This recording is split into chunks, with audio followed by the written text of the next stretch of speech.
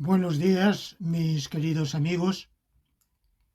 Esta lección laurentina, la 49ª, va a venir dedicada a dos tesis del racionalismo jurídico,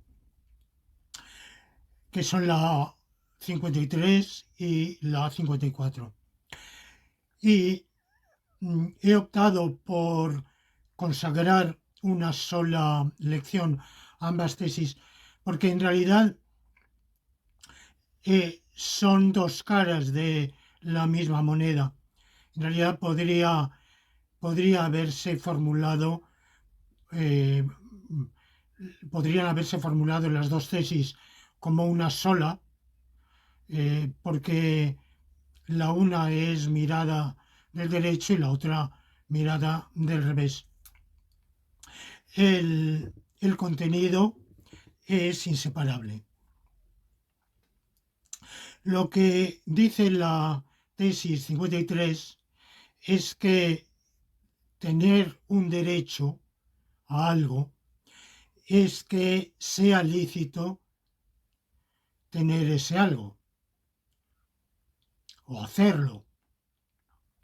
El derecho a realizar una conducta, no realizarla u obtener algo, un bien, un servicio, lo que sea, es lo mismo que la licitud del hecho de realizar la conducta, de no realizarla o de percibir ese bien o servicio.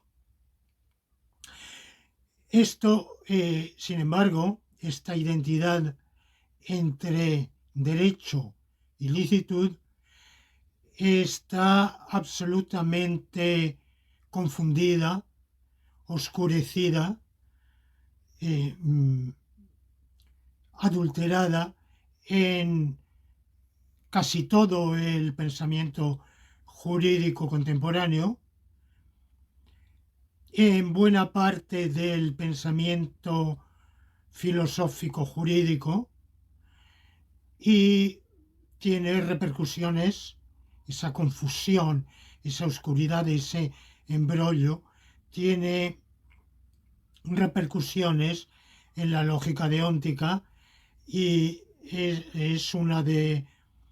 esa confusión es una de las razones que han llevado a que la lógica deóntica, ya de suyo bastante alejada de lo jurídicamente pertinente con la lógica deóntica estándar de von Wright, pero se haya extraviado todavía más, desembocando en concepciones lógico-deónticas absolutamente opuestas al interés del buen razonamiento jurídico en las construcciones de Alchurron y Bullikin, que tantísimo impacto han tenido negativo en el pensamiento lógico, filosófico, jurídico de habla hispana. Negativo porque en realidad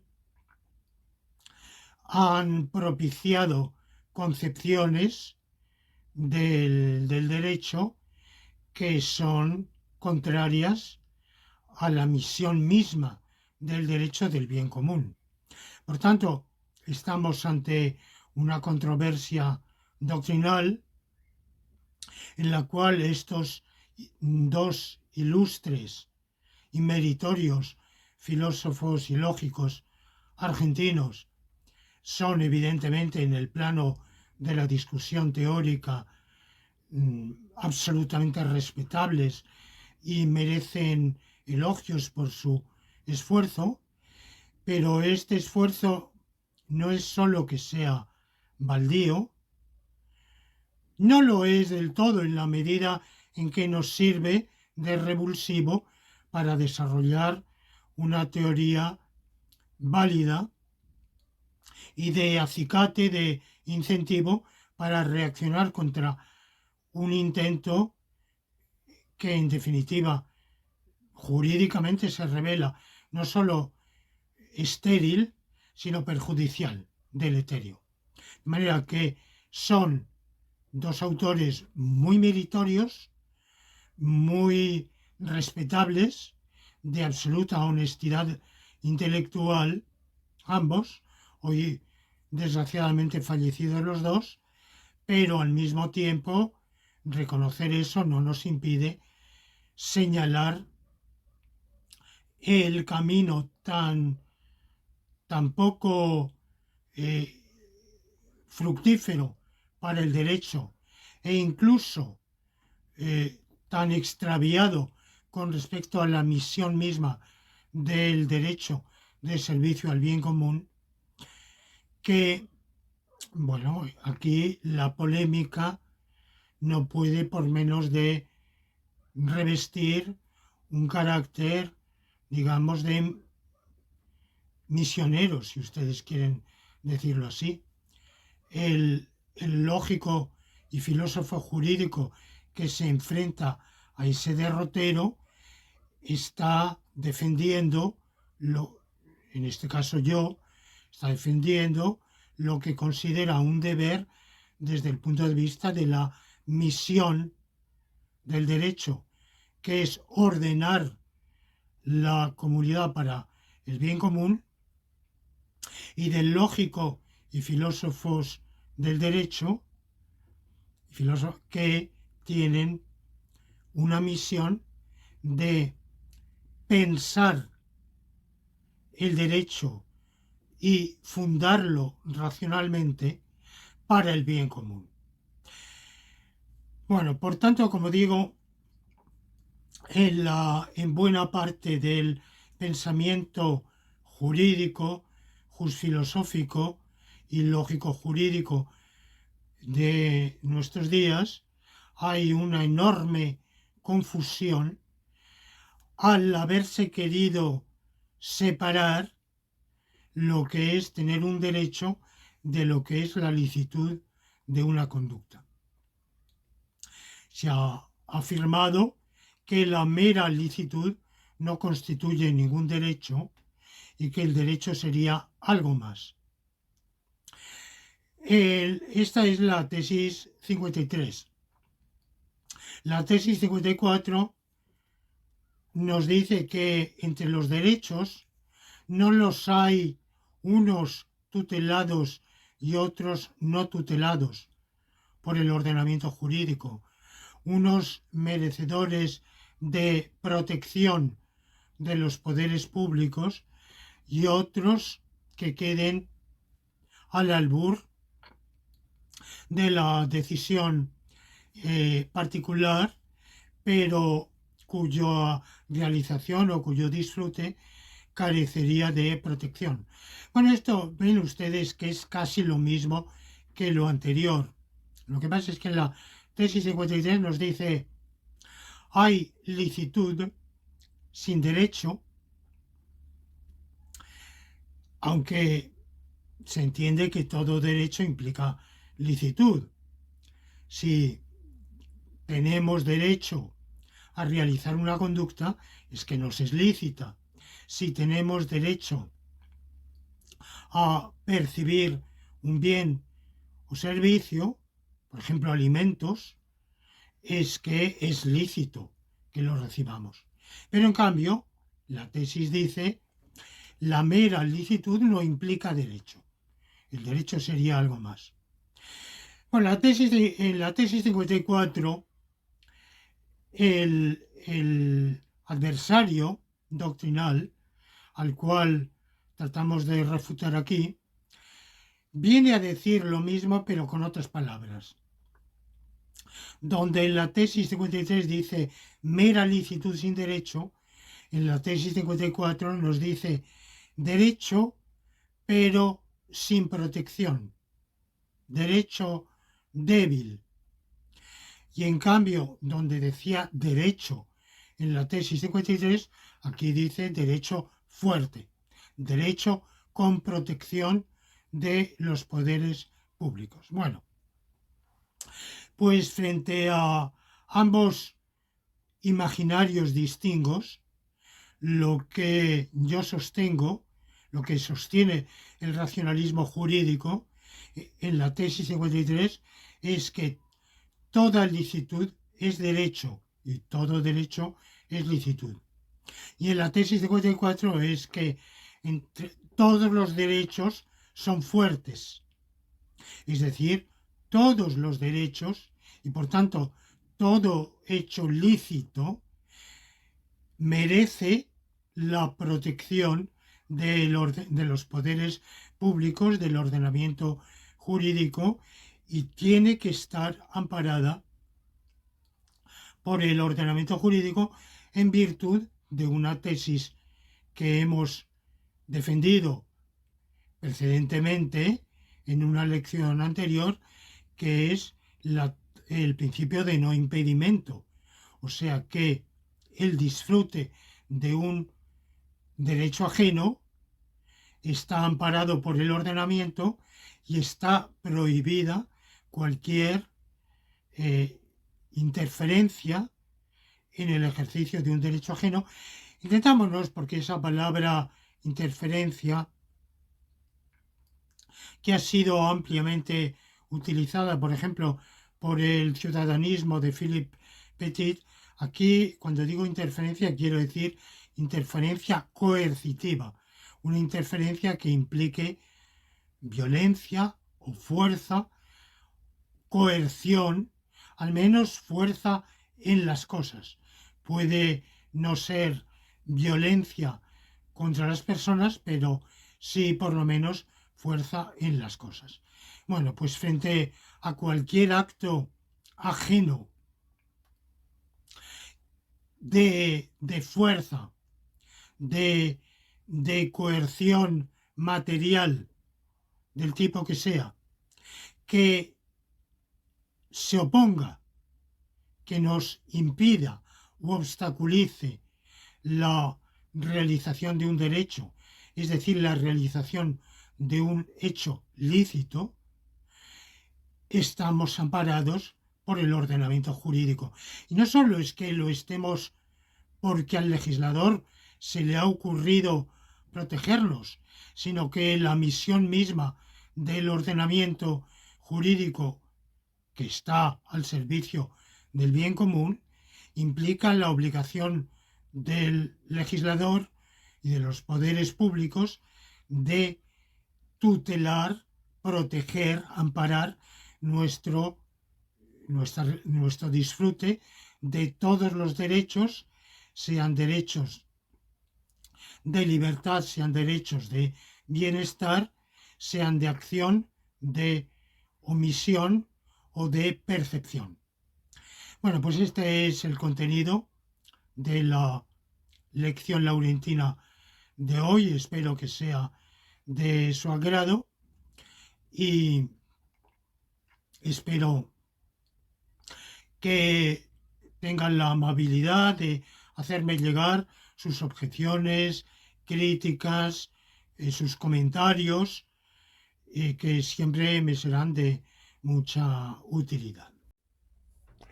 El problema empieza con Hofeld, que es un jurista estadounidense. En cierto modo podemos considerarlo filósofo del derecho, que en los primeros años del siglo XX escribe varios trabajos. El más influyente, si mal no recuerdo, se publica en el año 1918, sobre los conceptos jurídicos.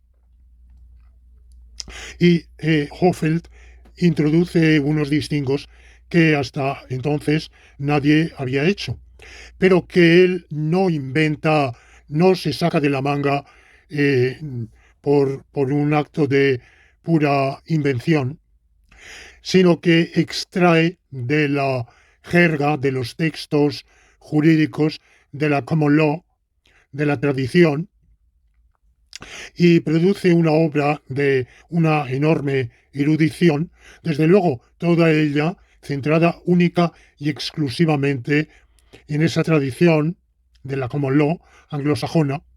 No hay ninguna consideración de en qué medida tales reflexiones, tales distingos podrían aplicarse a otros sistemas jurídicos. Y en su obra ni siquiera hay una reflexión más amplia de cuáles serían las consecuencias de querer tomar en serio sus distingos. Esos distingos son sutilezas muy ingeniosas, como digo, no meras ocurrencias que se le pasen por la mente, sino que tienen una base textual, lexicográfica, pero lexicográfica me refiero al léxico de textos jurídicos, sean legislativos, sean más comúnmente jurisprudenciales, como corresponde a la idiosincrasia de la common law. Pero, bueno, de cara al futuro, ¿qué va a pasar si los tomamos en serio y vamos a dar un rango a a las situaciones jurídicas que reciben una caracterización según sus distingos, y cuáles consecuencias vamos a dar a las situaciones con otra caracterización diversa?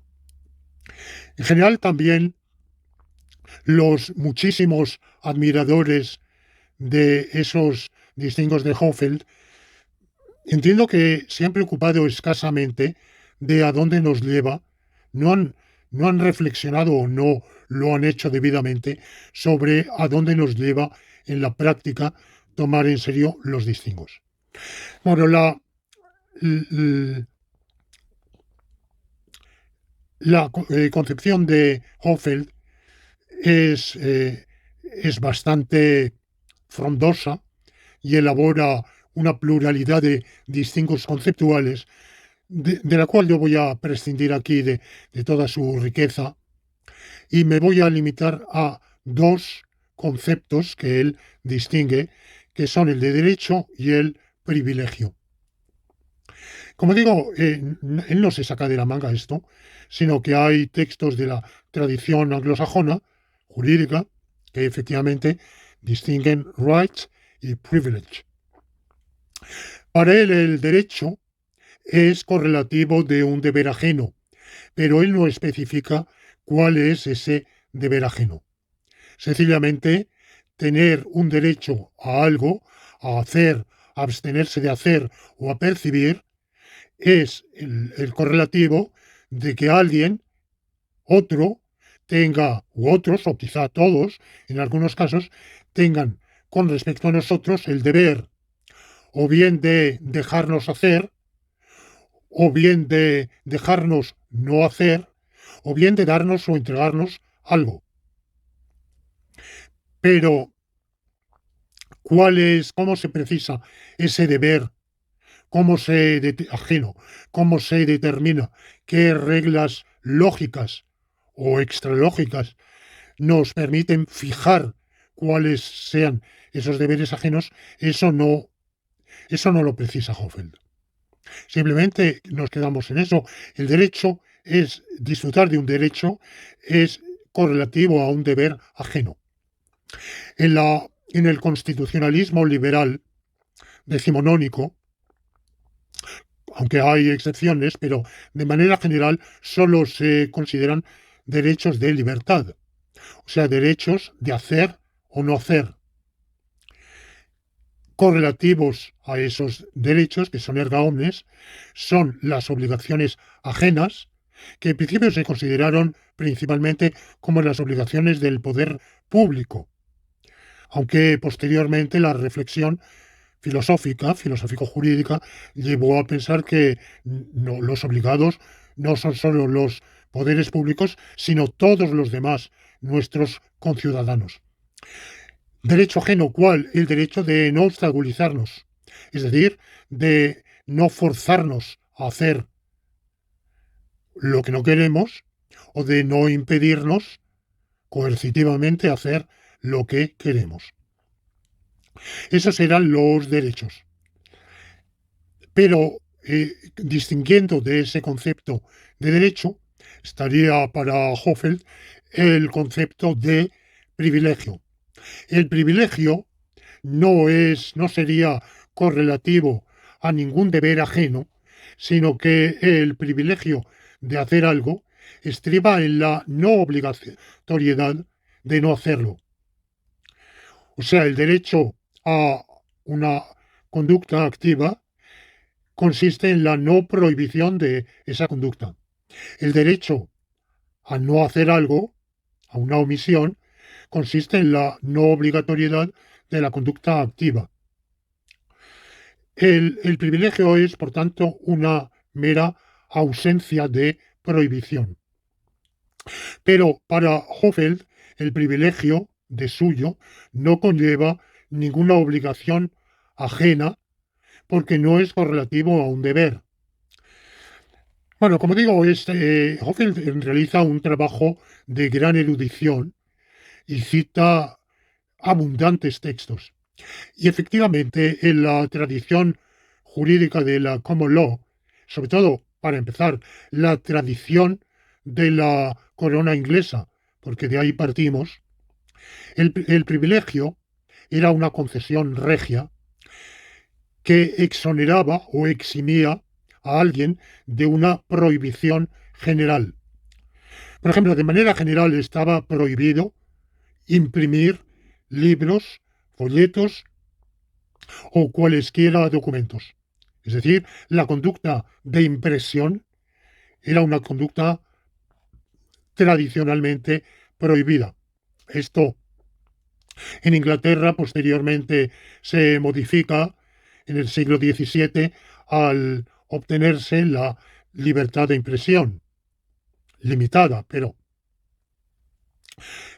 inicialmente en Inglaterra y en todos los países, en realidad en todas las monarquías de esa época, cuando Gutenberg inventa la imprenta a mediados del siglo XV, sigue un periodo de medio siglo, un poco largo, de libertad de impresión. Es decir, que los poderes públicos no se han tomado la molestia de interferir.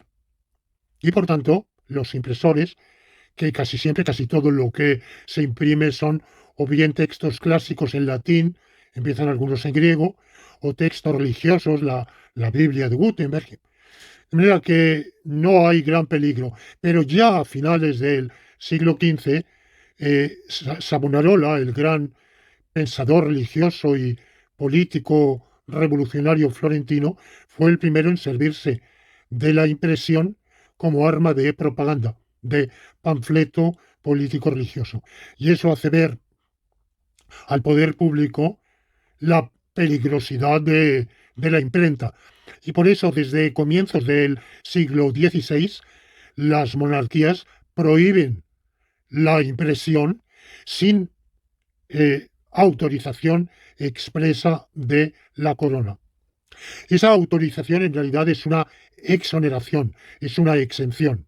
De manera general, está prohibido imprimir nada, pero el poder público, el poder monárquico, puede eximir de esa prohibición a un impresor para imprimir tal texto determinado. Ustedes creen, bueno, eso es la censura, ni más ni menos, o sea, evidentemente es la censura. La censura significa que sin el visto bueno del censor regio, ningún impresor puede imprimir absolutamente nada. Como digo, en Inglaterra en el siglo XVII eso se relaja, se concede una cierta libertad de impresión, pero bueno, no voy a hablar aquí de ese asunto. En todo caso, entendiendo el privilegio, se llamaba así precisamente, el monarca concede un privilegio para imprimir un documento determinado. Ahora bien, contrariamente a esa idea de Hofeld de que el privilegio no implica deber ajeno, no es así, porque el privilegio de imprimir un texto se concedía a la vez como un monopolio. Es decir, que a la vez que a un impresor se le permitía imprimir un texto, una, un misal, un texto devocional, un texto filosófico o de medicina o de derecho o de literatura, de lo que fuera, se prohibía a todos los demás imprimir ese mismo texto, es decir, se le concedía un monopolio, que es el remoto origen del copyright, del, de la propiedad intelectual, el concepto de propiedad intelectual, aunque, digamos, no deja de tener moralmente un remoto origen en la antigüedad, en tanto en cuanto el plagio siempre estuvo mal visto, ya desde la antigüedad, pero jurídicamente no existió propiedad intelectual ninguna hasta la Edad Moderna, viene con la imprenta, y en realidad la primera plasmación de la propiedad intelectual es este privilegio de impresión. Bueno, pero como en principio el privilegio se entiende como exención, exoneración, dispensa de una prohibición, si no atendemos a la otra faceta a la que me he referido, de que conllevaba o solía conllevar una prohibición a los demás impresores de imprimir ese mismo texto, si nos limitamos a lo primero, que es la exoneración, pues evidentemente el privilegio es simplemente la no prohibición de la conducta, en este caso de la conducta impresiva. Y lo mismo podía suceder en muchos otros aspectos. Por ejemplo, podía estar prohibido a los civiles llevar armas por el peligro que esto acarreaba, pero se concedía una dispensa. Por ejemplo, este es el régimen general de la tenencia de armas en la mayor parte de los países actualmente, no en los Estados Unidos, donde la Constitución consagra como uno de los derechos del individuo más importantes el de llevar armas, tener armas y llevarlas encima, ir armado, pero en la mayor parte de los países está prohibido tener armas, no solo ir armado por la calle, sino tener armas en el propio domicilio está prohibido. Y la licencia de armas es una dispensa que se concede. Lo mismo, por ejemplo, en la conducción. No existe un derecho general a conducir vehículos motorizados. Al revés, está prohibido. Justamente porque está prohibido, se concede una licencia, un permiso de conducir, que es una exoneración, una exención de la prohibición general. Claro, ustedes dirán, bueno, hoy la mayoría de los adultos tienen permiso de conducción o licencia.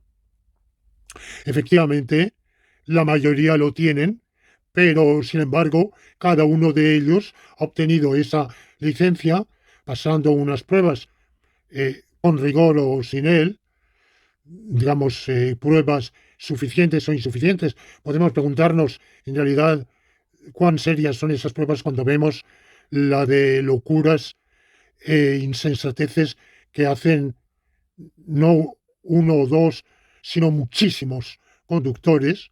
Pero bueno, ese es otro asunto. En todo caso, hay que obtener esa dispensa. Y de manera general,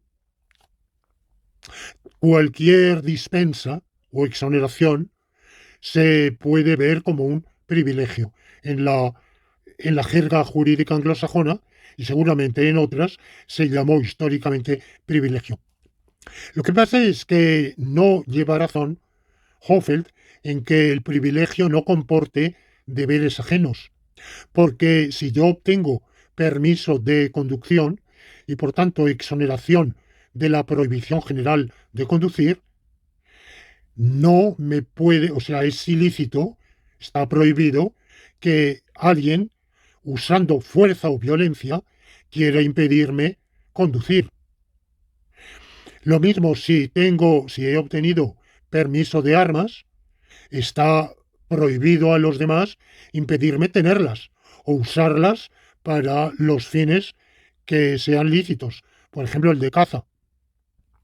Si tengo permiso de caza y quiero ejercer ese permiso, bueno, pues evidentemente cualquiera que se interponga y que ponga un obstáculo material que eh, cualquiera que sea, que me impida realizar esa acción para la cual he obtenido tal licencia, bueno, pues él está violando la ley. De manera que en el ordenamiento jurídico también las dispensas o exenciones están jurídicamente protegidas.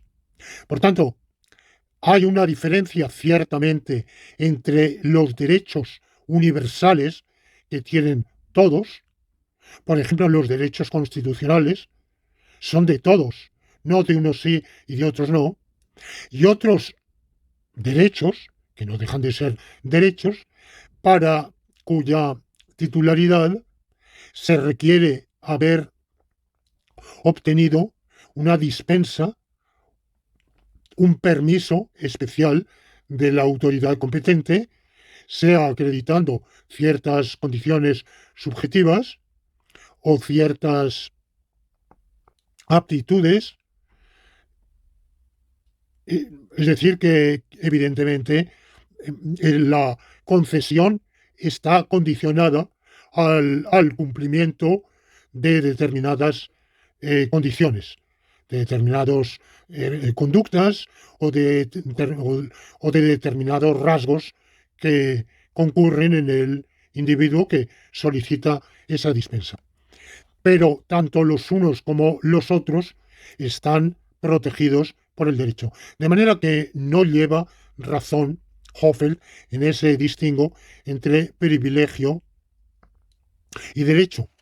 Y esto lo podemos ver si leemos el artículo 172 del Código Penal Español actual, el de 1995, que reza así, artículo 172. El que, sin estar legítimamente autorizado, impidiere a otro con violencia hacer lo que la ley no prohíbe, o le compeliere a efectuar lo que no quiere, sea justo o injusto, será castigado con la pena de prisión de 6 meses a 3 años o con multa de 6 a 24 meses según la gravedad de la coacción o de los medios empleados. Cuando la coacción ejercida tuviera como objetivo impedir el ejercicio de un derecho fundamental, se impondrán las penas en su mitad superior, salvo que el hecho tuviera señalada mayor pena en otro precepto de este código. Este artículo se figura bajo la rúbrica de las coacciones del capítulo 3 del libro primero del Código Penal. Bueno, el legislador no puede haberse expresado con mayor rotundidad. Lo que está castigando es cualquier acto violento, pero esta violencia hay que entenderla no solo como violencia sobre las personas, sino también como violencia en las cosas. Voy a dar un ejemplo, como fuerza en las cosas. Voy a dar un ejemplo. Cualquier impedimento violento o cualquier acto violento por el cual se quiera impedir a alguien hacer lo que la ley no prohíbe. O sea, no hace falta que la ley expresamente lo autorice, basta que la ley no prohíba. Entonces, impedir a alguien con violencia o fuerza en las cosas hacer algo que la ley no le prohíbe hacer, aunque no le autorice, no haya ningún texto jurídico que le diga tiene autorización para hacerlo, pero sencillamente no se lo prohíbe, impedírselo violentamente o compelirlo, es decir, constreñirlo de nuevo con violencia o fuerza en las cosas, a efectuar lo que no quiere, incluso si eso que no quiere es una acción que podemos considerar justa, porque podríamos considerar que moralmente es justo, pero si la ley no, no le manda a hacerlo y no quiere hacerlo, compelirlo a hacerlo es también delito de coacciones y será castigado por una pena. La pena no es de suyo excesiva,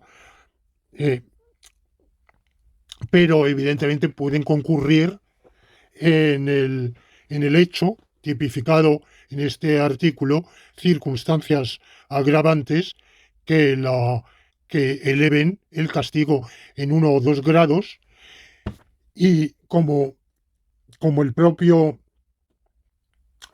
segundo párrafo del artículo indica, cuando además lo que se quiere impedir es el ejercicio de un derecho fundamental, esto reviste gravedad y se castiga en la mitad superior.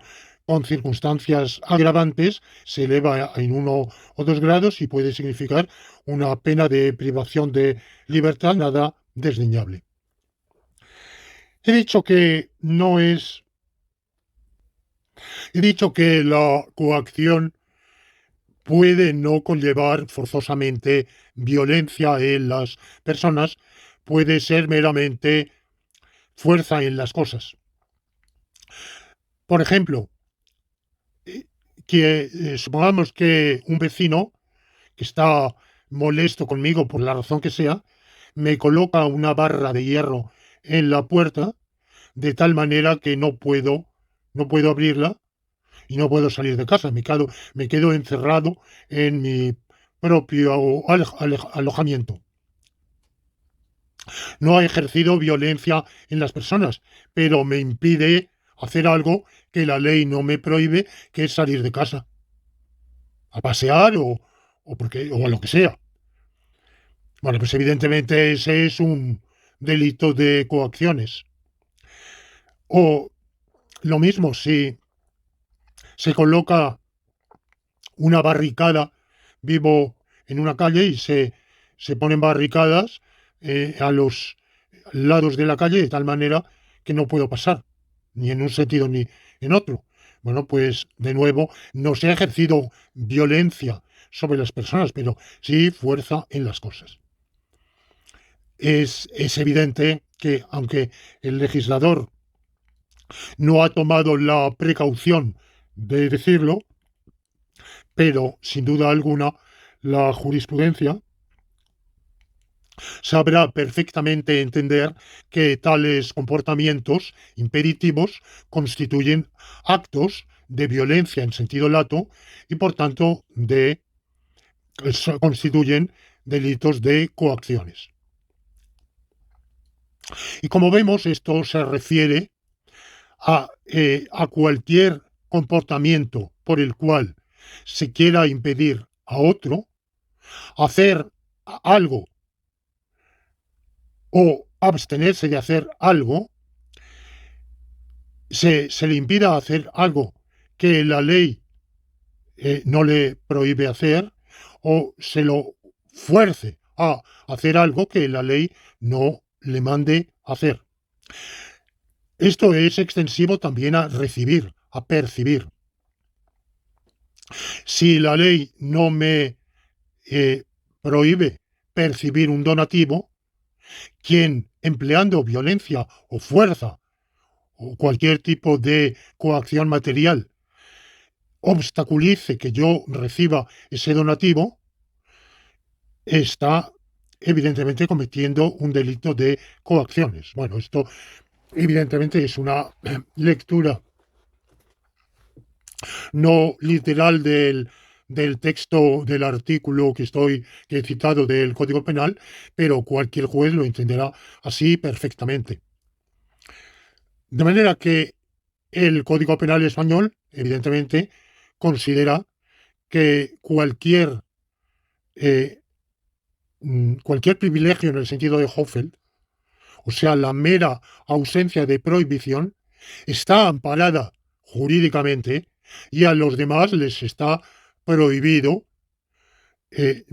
impedirme realizar el hecho que la ley no no me prohíbe. La mera no prohibición conlleva, pues, un derecho en el sentido de Hoffel. Ahora ustedes me dirán, bueno, pero eso es contingente. Eso es así en España porque al legislador se le ha ocurrido insertar en el Código Penal ese artículo 172. Podemos imaginar perfectamente que no existiera ese artículo, que se hubiera eliminado. En realidad el legislador penal ha cometido tal cantidad de disparates y de atolondramientos que podíamos pensar que, bueno, pues en un momento de benignidad mal empleada o mal inspirada, ha querido ser condescendiente y quitar el delito de coacciones. Bueno, yo no he hecho un estudio en derecho comparado del delito de coacciones en otros ordenamientos jurídicos, pero imagino que todos lo contienen. E incluso estoy seguro de que si elimináramos del Código Penal español ese artículo, eh, sencillamente someteríamos a una relectura otros artículos y restableceríamos el, el delito de coacciones, de un modo u otro. Pero incluso vamos a suponer que el Código Penal permitiera las coacciones. Bueno, como mínimo nos tendríamos que remitir al, al artículo 1902 del Código Civil, es decir, a la responsabilidad extracontractual, la responsabilidad por daño, el que interviniendo culpa o negligencia cause a otro un perjuicio, está obligado a reparar el daño causado, lo cual es una sanción.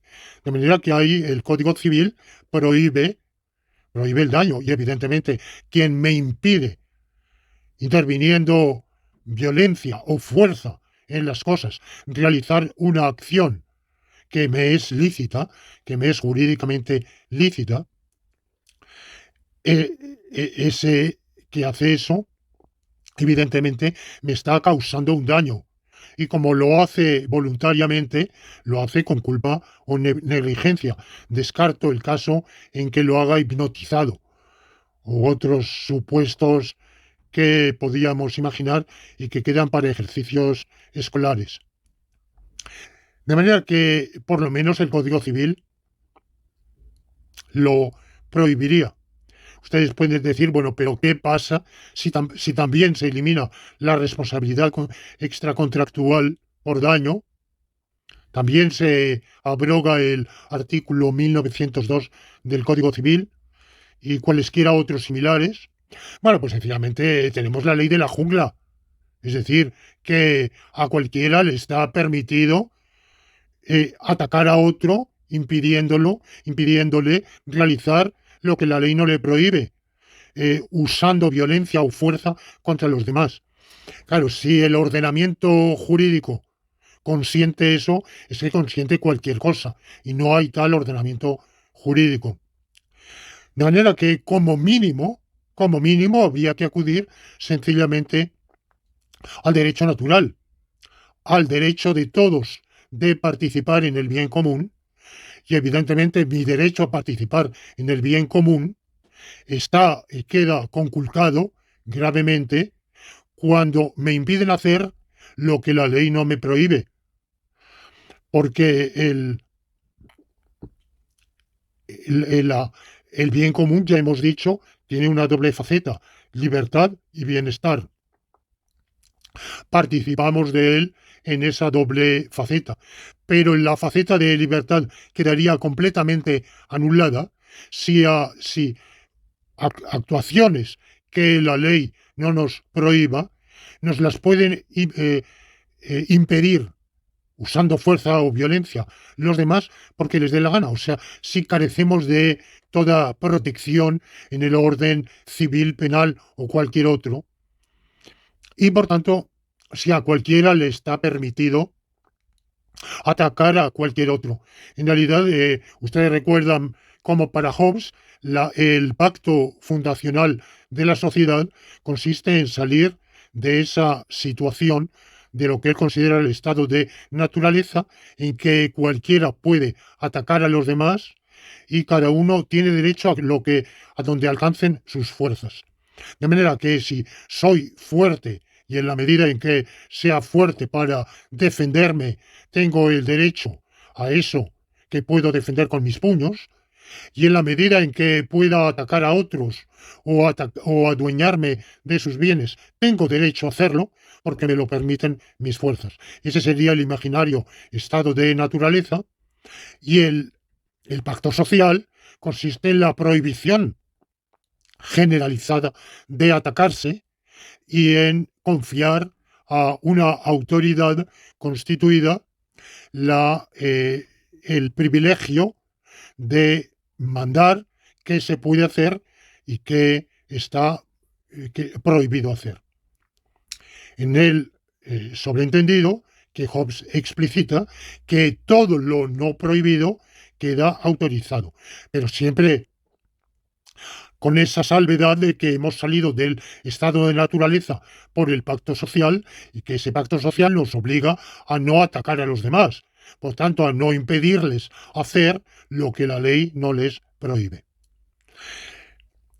Bueno, pues si esto deshace el distingo de Hofeld, que ha cautivado a muchos filósofos del derecho, quizá no tanto es curioso, quizá no tanto en el momento en que Hofeld escribió y publicó aquella obra a comienzos del siglo XX, cuanto mucho después, en la filosofía de habla hispana, quizá por influencia del Churrón y Buliguín, pues yo diría a partir de los años, quizá, no sé, 70, 80 del siglo XX, o a partir de ese momento y todavía hoy sigue ejerciendo una fascinación. A esto se ha añadido un motivo de confusión, porque se ha querido ver que la mera licitud es una cosa y el derecho es otra. Aquí ya no estoy exactamente en el distingo terminológico de Hofeld, estoy planteando algo muy similar, pero en otros términos, de mera licitud frente a derecho. Bueno, cuando se trata de derechos de libertad, como ya he dicho, eran casi en el siglo XIX los derechos constitucionalmente reconocidos, salvo alguna excepción, como fue la Constitución francesa republicana de 1848, que no tuvo apenas aplicación efectiva. Pero de manera general, a lo largo del siglo XIX, las constituciones liberales únicamente reconocían y amparaban derechos de libertad, derechos de hacer o no hacer. Si abrimos la actual Constitución española y vemos en la sección primera del capítulo segundo del título primero, las libertades, que forman parte de esa sección primera, pues son derechos de libertad. Artículo 16, se garantiza la libertad ideológica, religiosa y de culto de los individuos y de las comunidades, o sea, la libertad de tener una ideología y profesarla o no tenerla. Ahí se ampara tanto la libertad de tener y profesar una ideología secular o religiosa u otra, y también la de no profesar ninguna, porque si no, no sería evidentemente libertad. El artículo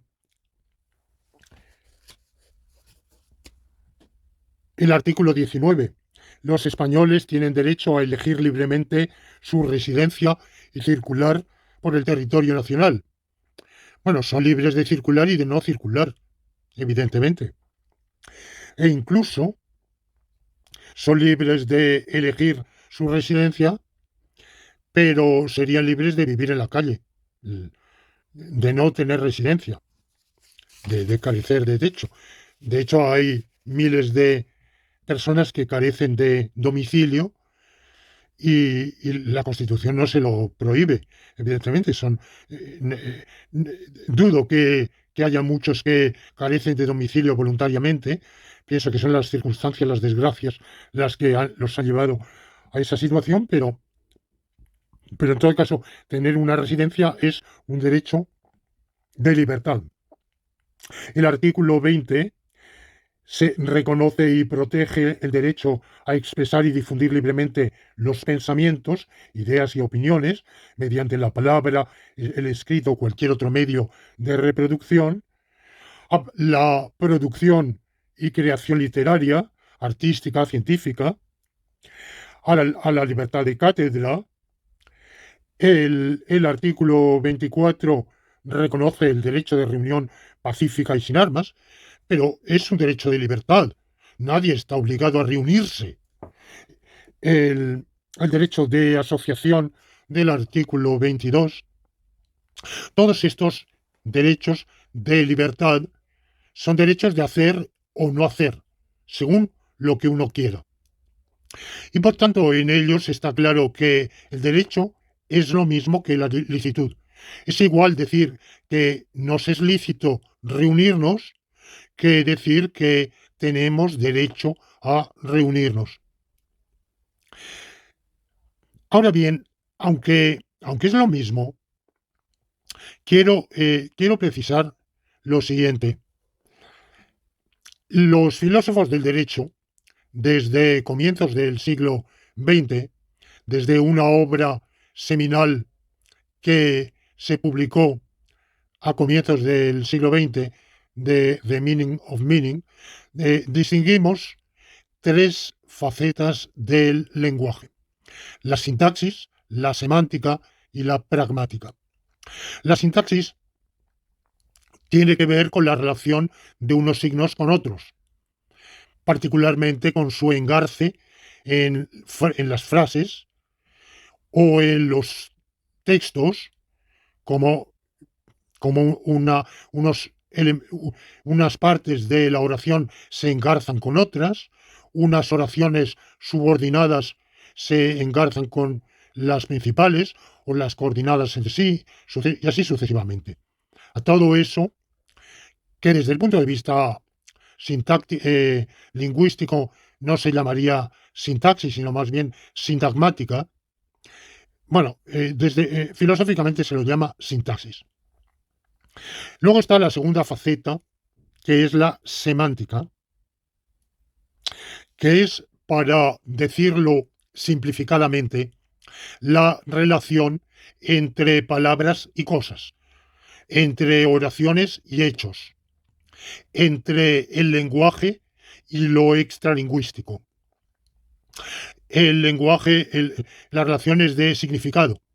Bueno, eso, según las diferentes teorías, el significado pueden ser las cosas mismas, los pensamientos, entidades de un mundo ideal, lo que cada cual piense, pero en todo caso algo extralingüístico.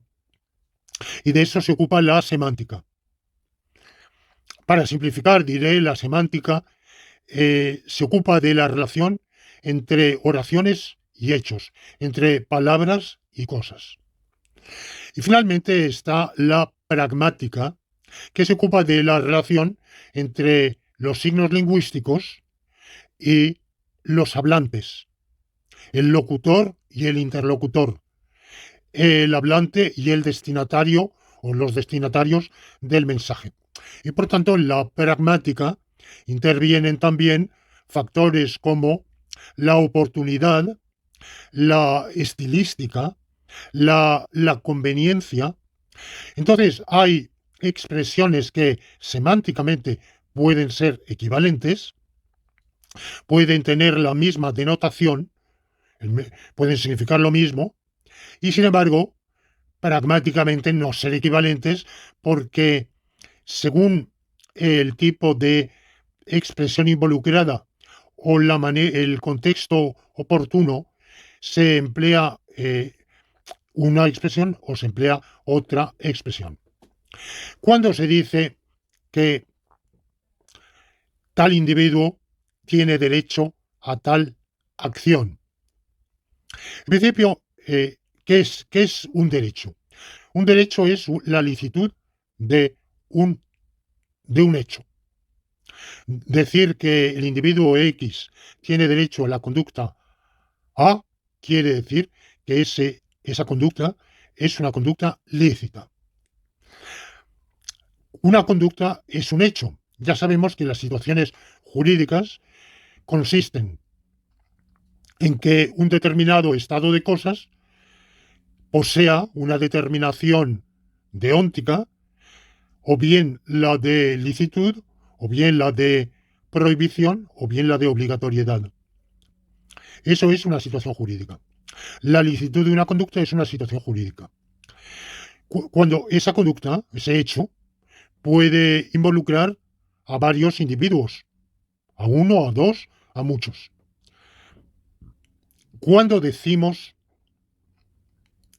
que un individuo de los involucrados en el hecho, porque la conducta es lícita, tiene derecho a realizar esa conducta.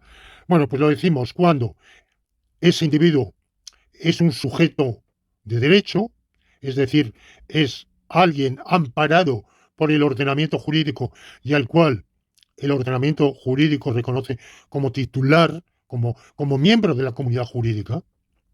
Segundo, cuando ese alguien está involucrado en el hecho como agente, no como beneficiario ni de ningún otro modo, porque hay varios modos de estar involucrado en un hecho. En ese caso, por ejemplo, tengo derecho a pasear. Pasear es una conducta. Yo estoy involucrado en esa conducta como agente. Ya no hay nadie más involucrado. Me es lícito también hacer un regalo a alguien. En ese caso, tengo el derecho de hacer el regalo. Por supuesto, no estoy obligado, tengo el derecho, sencillamente. Podemos decir, ¿y ese alguien tiene derecho a que se le haga ese regalo? Bueno, eso plantea ahí un problema que abordé en un artículo hace ya unos años. Es una complicación en la cual no quiero entrar aquí, porque el asunto es un poco complejo, parece muy sencillo, pero es más complejo de lo que parece. Pero no, digamos, de manera penal, el beneficiario no tiene incondicionalmente derecho a recibir el regalo. Solo tiene derecho a recibir el regalo si yo decido hacérselo, si yo decido dárselo. O sea, solo condicionadamente a mi decisión tiene derecho a recibirlo. No tiene tampoco obligación, puede rehusarlo. O sea que yo puedo hacer la donación, pero esta no será efectiva si el donatario rehúsa aceptar la donación. Bueno, ¿y qué pasa cuando el objeto o individuo no es un miembro de la comunidad? Es decir, un miembro del bien, no forma parte ni de la comunidad amplia ni restringida y por tanto no está amparado por el bien común. ¿Qué pasa, por ejemplo, si el objeto involucrado es la ciudad? Yo tengo la calle, yo tengo obligación de mantener la calle limpia. ¿Es que la calle tiene derecho a la limpieza? Pues, o tengo prohibición de ensuciar la calle. ¿Es que la calle tiene derecho a no ser ensuciada? No, no, digamos, evidentemente, no hablamos así, pero no hablamos así por una convención lingüística que esencialmente es pragmática y no semántica.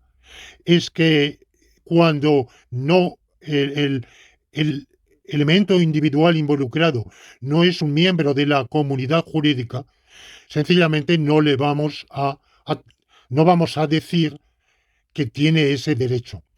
Y evidentemente esto va a plantear problemas cuando se habla de los derechos de las generaciones futuras, los derechos del nasciturus o del concepturus, los derechos de los difuntos.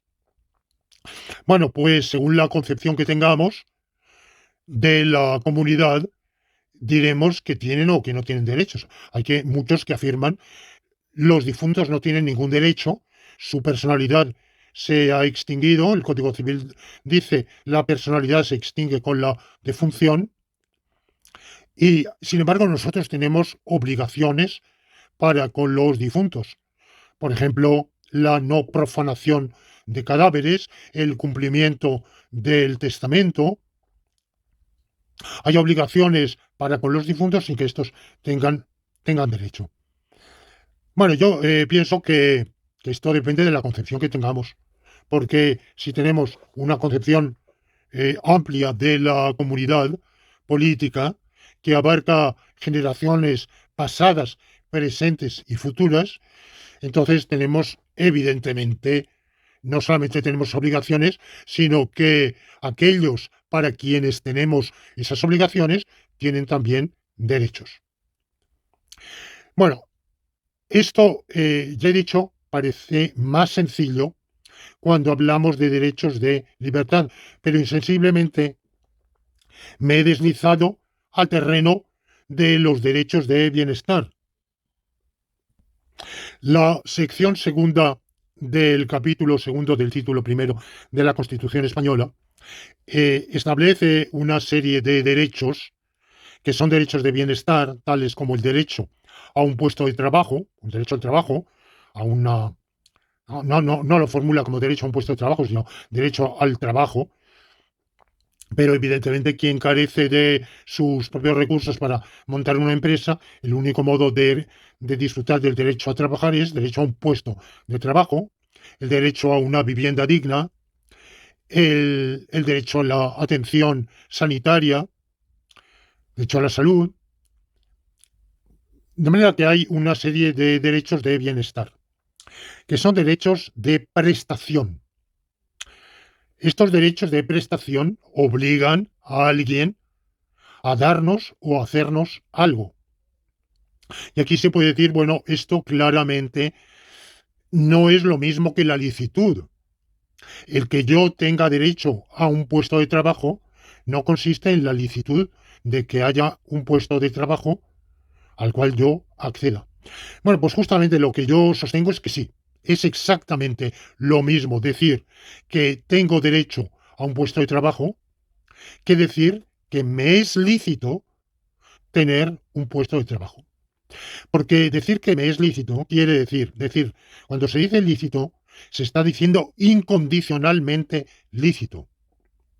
Porque en el habla común muchas veces decimos lícito, pero queremos decir condicionalmente o dadas determinadas circunstancias. Por ejemplo, ¿me es lícito entrar en casa de un amigo? Sí, porque él me concede el permiso, me invita a su casa. Pero al margen de esa autorización que él me otorga, no me es lícito entrar en su casa. Sería, a menos que medie su consentimiento, expreso o tácito, sería un allanamiento.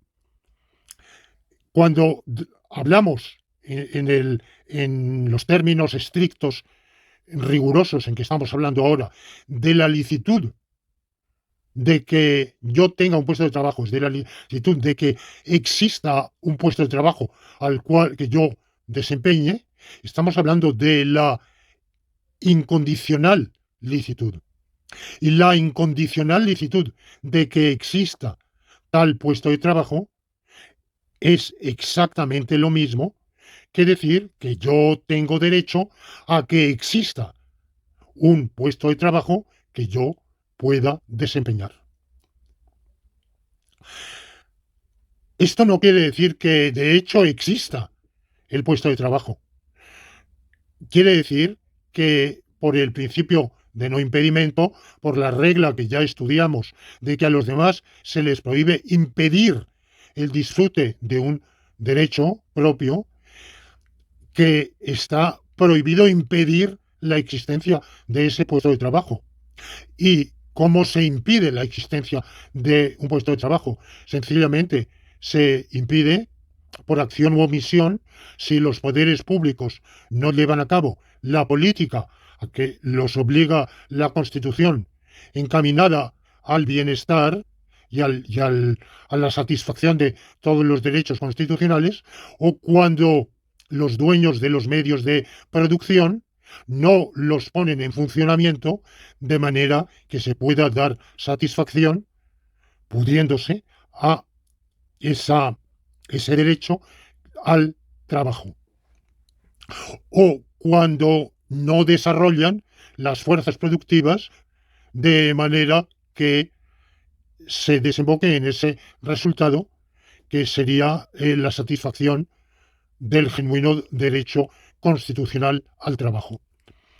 Cuando se dice que es lícito que exista un puesto de trabajo o que tengo derecho a que exista un puesto de trabajo, ese exista es en subjuntivo, no en indicativo. Quiere decir, hay un puesto de trabajo posible. A lo mejor no está realizado, pero es posible.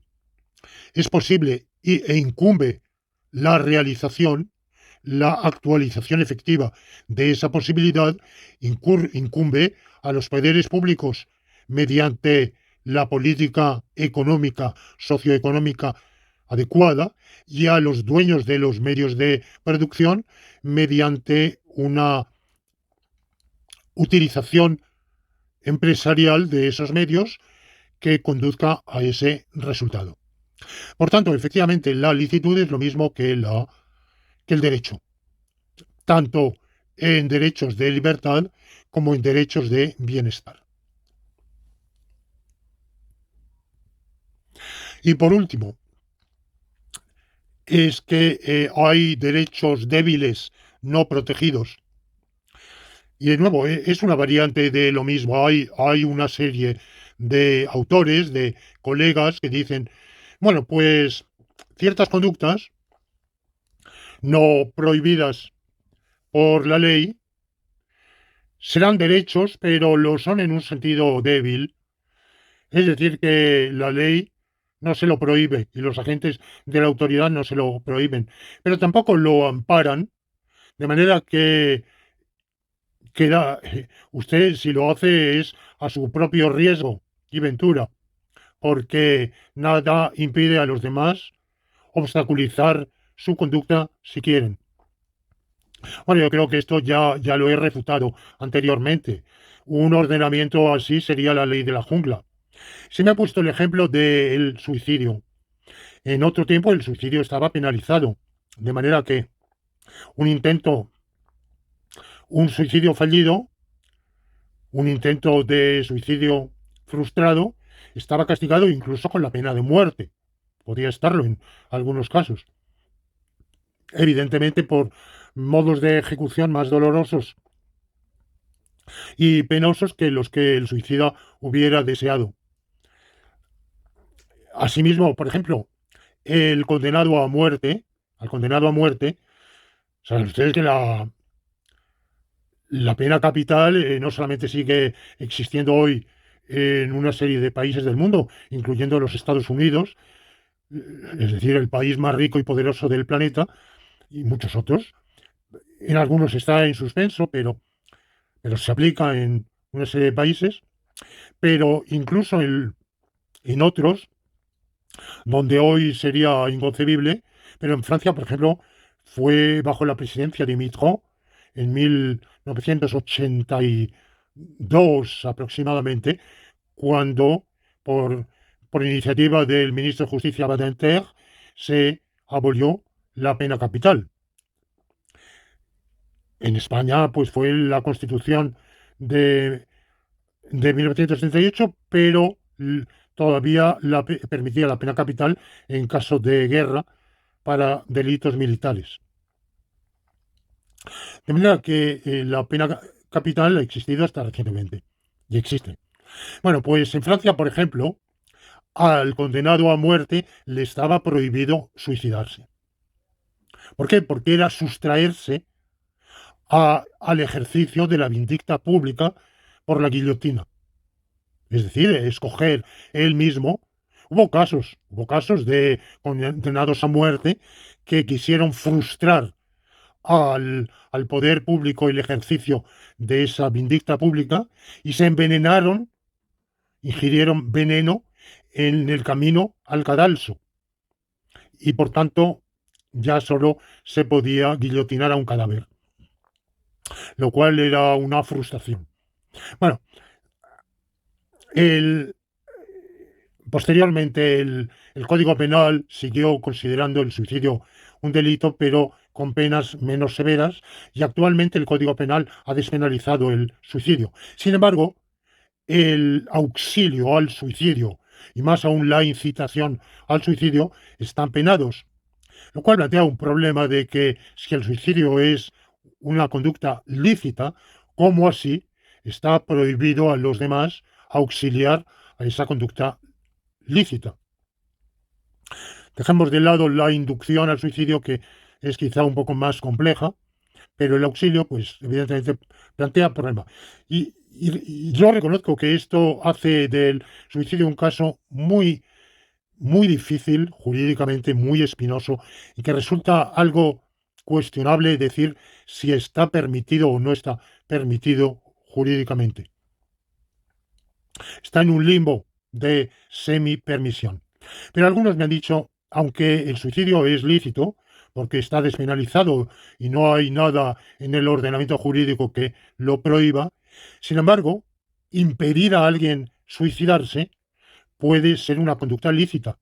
Por ejemplo, si vemos a alguien que va a tirarse de un puente y se va a tirar a las aguas de un río helado, lo cual significa la muerte, o se va a tirar de un viaducto que también o de una ventana de un 47º piso, con lo cual también implica que va a morir. Bueno, sujetarlo para que no se tire puede ser una conducta lícita.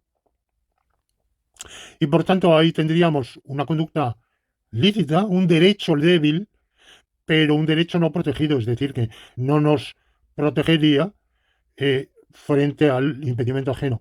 Bueno, yo pienso que aquí evidentemente se puede aplicar, en el caso español, el delito de coacciones, porque ese alguien está utilizando violencia, porque sujetarnos, cogernos, asirnos, eh, corporalmente es un tipo de violencia, suave si quieren, pero no deja de ser violencia, y nos impide hacer lo que la ley no nos prohíbe, que es tirarnos por la ventana o por el viaducto o por el puente. Que llevado a juicio el juez encontrará una eximente o atenuante del delito, una eximente del artículo 20 del Código Penal, que es por estado de necesidad, para evitar un mal mayor, por ejemplo. Bueno, esto sería muy verosímil, ahí daríamos en un problema de casuística jurídico-penal en el cual no deseo entrar, pero decir que actos que, a los cuales tenemos derecho, podíamos tener ese derecho solo débilmente, sin que los poderes públicos tuvieran obligación de protegernos contra un impedimento coactivo ajeno, con violencia o fuerza en las cosas. Pienso que esto sería la ley de la jungla, y que, exceptuando ese caso tan particular del suicidio, porque no está claro que el suicidio sea una conducta lícita, por las razones que acabo de invocar. Esta es una conducta despenalizada, pero, pero para mí no está claro que sea una conducta lícita en el ordenamiento español y en otros. Y además tampoco tengo claro que deba ser lícita, porque creo que hay circunstancias en las cuales debe ser lícita, pero hay otras muchas circunstancias en las cuales dudo mucho que sea lícita, porque uno tiene también obligaciones para con los demás y para con el yo futuro, que quedarían frustradas por el suicidio. Creo que esta situación un poco difícil es la que está reflejada con esa despenalización del hecho mismo del suicidio o del intento de suicidio, pero que no equivale automáticamente a una licitud. Bueno, pero suponiendo que hubiera esa licitud un poco sui generis, no deja de ser el suicidio un caso particularísimo, excepcional, y dudo que se pueda aducir ningún otro ejemplo. Y me ha dicho, bueno, la ley no me impide y los reglamentos académicos no me impiden llevar pantalones de cuadros, pero yo no tengo ningún derecho, o al menos no tengo ningún derecho fuerte, protegible, a llevar pantalones de cuadros. Por supuesto que sí, por supuesto que sí. Si la ley no me lo prohíbe y el reglamento laboral o académico o municipal no me prohíben circular con pantalones de cuadros, serán de buen gusto o de mal gusto. Pero quien se interponga, vamos, es decir, cada cual puede pensar lo que le dé la gana, pero quien se interponga, me los quiera arrancar o mm, utilizando cualquier otro tipo de violencia o fuerza, coacción, me quiera impedir el acudir a mi trabajo o circular por la calle con esos pantalones de cuadros, por supuesto que está cometiendo un delito de coacciones y que, como ya he dicho, no solo esto es así porque el Código Penal expresamente lo dice, sino que un ordenamiento jurídico que permitiera esas coacciones sería la ley de la jungla y no tendríamos un auténtico y genuino ordenamiento jurídico. Con lo cual se deshace completamente la diferencia entre derecho débil y derecho fuerte, derecho protegido o tutelado y derecho no protegido o tutelado. Los poderes públicos, por la misión misma del bien común, están obligados a proteger y tutelar el disfrute de cualquier derecho esté expresamente contemplado por el legislador o no, porque el legislador tiene la misión de proteger y tutelar el bienestar y la libertad de los miembros de la comunidad.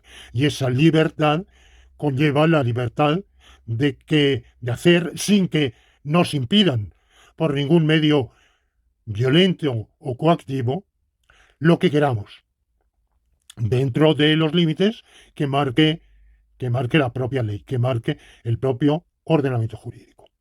Bueno, y con esto termino la explicación de la lección de hoy, que se ha adentrado en un terreno bastante polémico, como ustedes comprenden, y que evidentemente suscitará el desacuerdo de un número de colegas de la filosofía jurídica. Lo que yo les pregunto es cuáles serían las consecuencias, cómo sería la convivencia si se tomara en serio su distingo entre derecho y mera licitud o entre derecho protegido y no protegido. ¿A qué ley de la jungla estaríamos condenados? Y si eso no nos llevaría, en definitiva, a retrotraernos al estado de naturaleza de Hobbes, de la guerra de todos contra todos, con los únicos límites que expresamente hubiera trazado el legislador cuando hubiera tenido en gana trazarlos, pero sin que el legislador estuviera obligado a proteger, a defender, a tutelar nuestra libertad de vivir. Esa libertad de vivir, de llevar la vida que queramos, con los límites que nos marque la ley, quedaría destrozada si tomáramos en serio cualquiera de esos distingos a los cuales me he referido a lo largo de esta lección. Por lo cual, todos ellos han de descartarse y debemos decir que no hay diferencia ni entre privilegio y derecho, ni entre derecho y licitud, ni entre derecho débil y derecho fuerte. Una última aclaración, un inciso. Eso no quiere decir que todos los derechos tengan el mismo grado de vigencia ni el mismo grado de obligatoriedad o el mismo que todos los derechos, todas las conductas lícitas sean igualmente lícitas. Las hay más y menos lícitas. Hay comportamientos más prohibidos y menos prohibidos. hay grados de vigencia. De todo esto ya he hablado en lecciones precedentes. Pero eso es una cosa, y los distingos conceptuales, imaginarios, inventados y deletéreos a los cuales me he referido en esta lección es otra totalmente distinta.